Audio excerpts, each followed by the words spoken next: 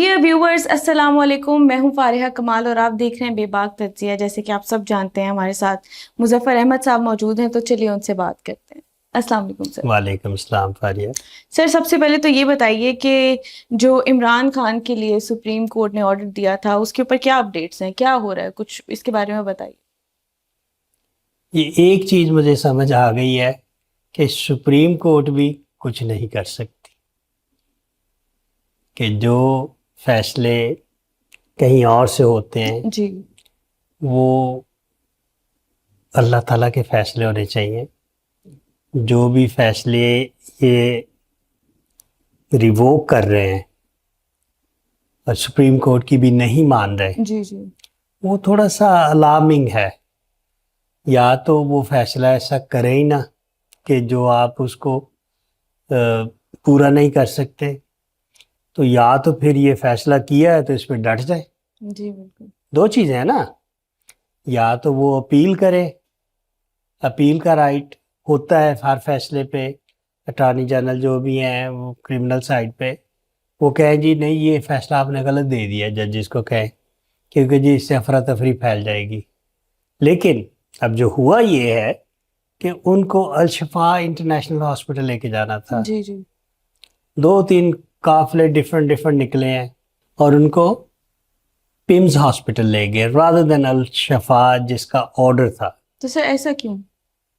یہ ایسا اس وجہ سے کہ انہوں نے اپنی ذمہ داری پوری کرنی تھی کہ جی ہاں جی ہم نے ان کو چیک اپ کروا دیا، نکال دیا باہر، وہ اندر آ گئے، تاکہ بہت ساری چیزیں اس میں ان کی کور ہو جاتی ہیں کہ جی انہوں نے امپلیمنٹ کر دیا آرڈر۔ جی جی لیکن تکلیف بہت زیادہ ہے سب کو کہ جی ہم نے یہ آرڈر دیا ہے اور آرڈر پورا نہیں ہوا۔ گورنمنٹ کہہ رہی ہے جی ہم نے یہ آرڈر پورا کر دیا ہے۔ اب جو اطاعت آرڈر صاحب ہے انہوں نے شاید کوئی اپیل کی ہوئی اس کے خلاف کہ جی چیک اپ کرا دیا بس چلے گئے۔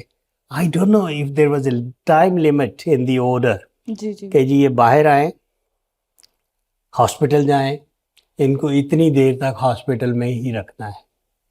اگر یہ اسپیسیفک آرڈر ہوتا تو پھر شاید وہ ان کو ادھر رکھتے۔ جی صرف چیک اپ کے لیے جانا ہے تو چیک اپ کے لیے آدھے گھنٹے 2 گھنٹے میں کر کے تو واپس ڈیالہ جیل میں ڈال دیا۔ جی بالکل سر۔ اگر ان کی جان کو خطرہ ہے، اگر ان کو ٹریٹمنٹ چاہیے کہ جی ادھر بیٹھ کے انہوں نے اپنا اچھی طرح ٹریٹمنٹ کروا کے تو پھر جانا ہے، تو then is a contempt of court is a serious issue, serious crime. کیونکہ اگر کنٹیمپٹ لگتی ہے گورنمنٹ پہ جی تو پھر گورنمنٹ اس کی جواب دہ ہے، ہر بندہ ہی جواب دہ ہے، اور سپریم کورٹ کے بعد کہیں بھی نہیں جا سکتے۔ دیٹ از دی عدالت عالیہ جو بھی ہے سپریم کورٹ ہے۔ تو اس کو میرے خیال میں انہوں نے جگاڑو کام کیا ہے بیسیکلی، کہ لے کے پمز میں بتایا ادھر جانا ہے، انہوں نے دکھائی سجی ہماری کھبی ہے یا دکھائی کھبی ہماری سجی ہے، جی جی تو کنفیوز کیا ہے سارا معاملہ۔ یہ ایکچوئل وہ آرڈر پورا نہیں ہوا۔ اگر آپ اس کے پورا کریں، دیکھیں کہ جی ان کو جو بولا گیا ہے کہ جی ہر ہفتے میں ملاقات کروائیں، وزٹنگ رائٹس جو ہیں وہ بھی دیں، وہ بھی نہیں دیے۔ تو اب ایکچوئل پوزیشن کیا ہے وہ تو رپورٹ سے پتہ چلے گا، ان کی جو ڈاکٹرز کی رپورٹس آئیں گی کہ ڈاکٹرز کیا کہتے ہیں، whether he should be in hospital or whether he should be in قید تنہائی۔ قید تنہائی میں بھی یہ ہوتا ہے کہ اس mental torture جی which بالکل can be more than physical torture۔ تو اگر وہ چل رہا ہے بھئی، ان کی جو سزا ہے آپ نے دے دی، دلوا دی، اگر میکسیمم وہ 3 سال ہے وہ تو 3 سال کر لی۔ مظفر صاحب یہ بتائیے کہ عمران خان صاحب نے جو علیمہ خان کو پارٹی کے معاملات سے دور کیا ہے، کیا یہ کسی بڑے سیاسی پلان کا حصہ ہے؟ اس کا مجھے سب سے پہلے تو پروف بتاؤ کہ انہوں نے ان کو واقعی دور کیا ہے یا نکال دیا ہے۔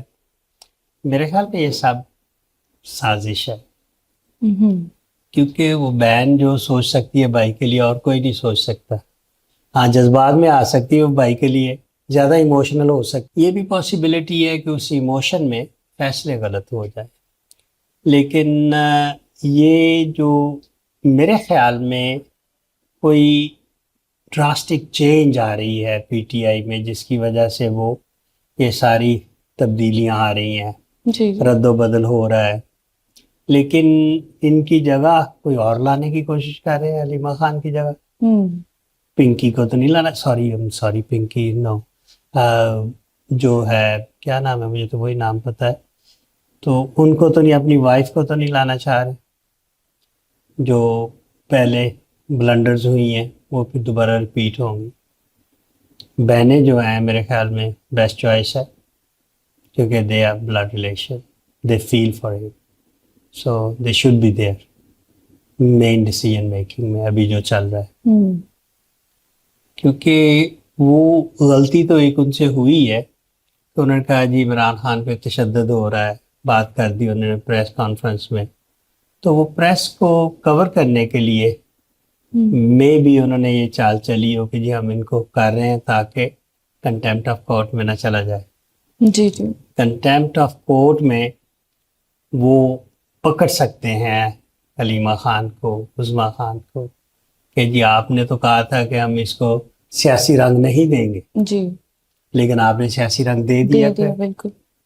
تو اس میں شاید اس وجہ سے جو could be a part of big plan، جو چینجز ہیں، کیا کرنا چاہ رہے ہیں عمران خان صاحب، تو اگر وہ پارٹ آف دا پلان ہے، پارٹ آف دا اسٹریٹجی ہے، تو شاید وہ یہ سوچ کے کر رہے ہوں کہ کہیں کنٹیمپٹ نہ لگ جائے.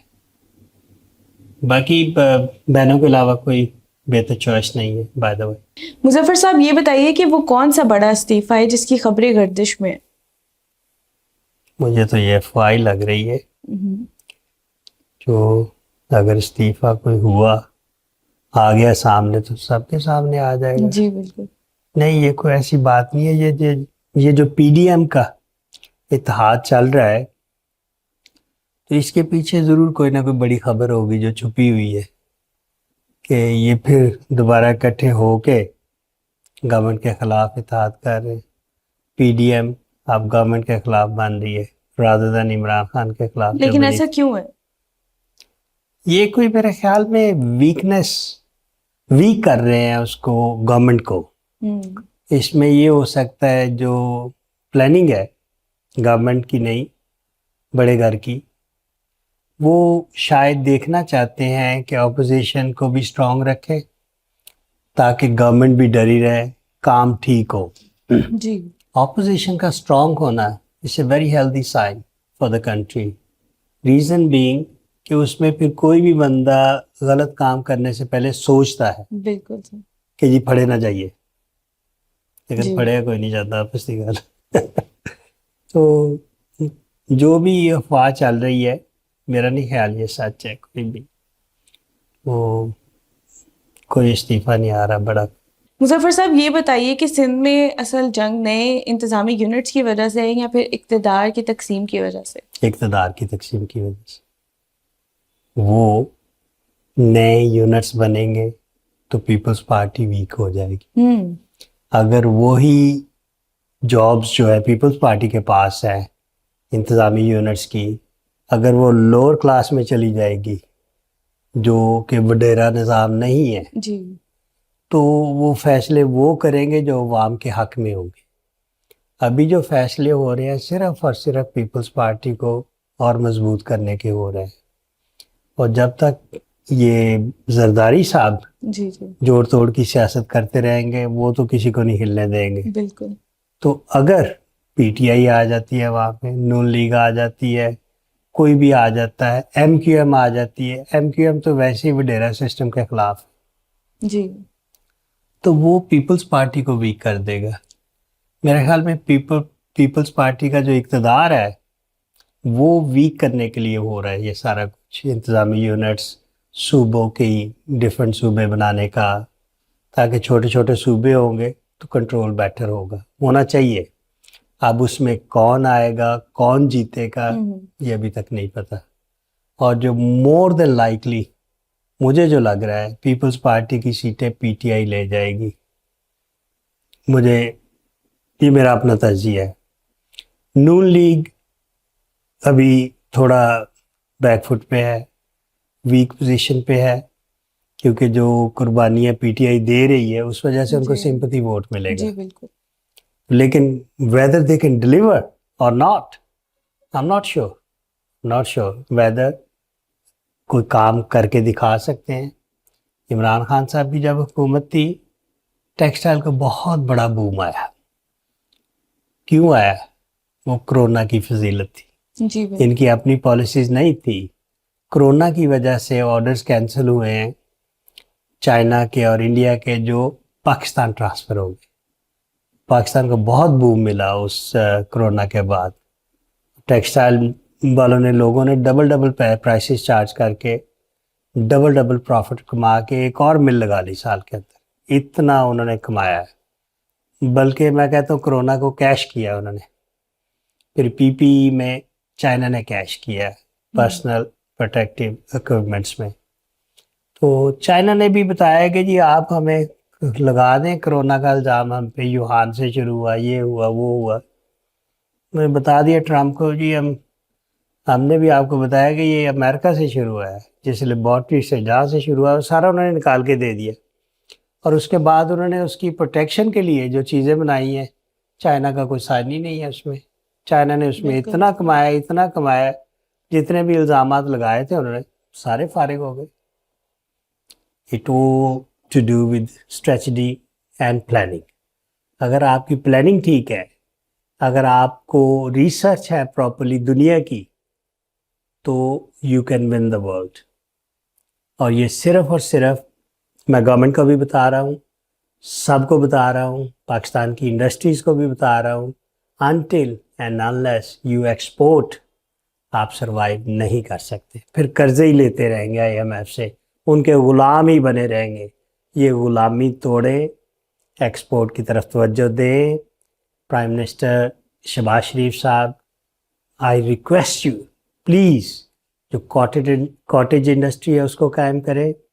जितनी भी बड़ी हैं फैक्ट्रीज़, प्रोड्यूसर्स जो बड़े घरों पे काम करते हैं, उनको कुछ मराद दें, उनको मार्केटिंग का बजट दें और वैल्यू एडिड गारमेंट्स बनाएं. बांग्लादेश से और चाइना से कंपटीशन में ना चले जाए, because you cannot compete them. उनका रेट बिजली का जो यूनिट है वेरी चीप, और गवर्नमेंट उनको रिबेट बहुत ज़्यादा देती है, और वो काम बहुत ज़्यादा अच्छा कर रहे हैं बांग्लादेश, और क्यूज़ है डिलीवरीज़ की.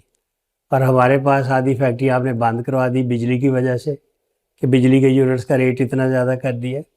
फॉर गॉड सेक, जियो और जीने दो, फैक्ट्रियों को काम करने दो, उनको रिबेट दो, उनको बिजली के नर्ख सस्ते करो, और उनको ईज़ ऑफ बिज़नेस दो. जिस तरह आपने PSW बनाया, सारा ऑनलाइन है, टाउट सिस्टम ख़त्म हो गया, लेकिन फिर भी वो कंप्यूटर में कोई ना कोई कुंडी रख देते हैं जी, बटन दबाने से पहले आप इतने पैसे दें तो आपका ये PSW चलेगा, आप इतने पैसे दें तो आपको रिबेट मिलेगी, आप इतने पैसे दें तो आपका सेल्स टैक्स रिफंड होगा. What is this? Why is this? Because I'm facing these all things myself. That's why I'm speaking. तो प्लीज़ इसका ईज़ ऑफ बिज़नेस करें, लोगों को जीने दें. बहुत शुक्रिया मुजफ्फर साहब आपके वक्त का. Thank you. व्यूवर्स, इसी के साथ मिलेंगे नेक्स्ट शो में. तब तक के लिए खुदा हाफिज.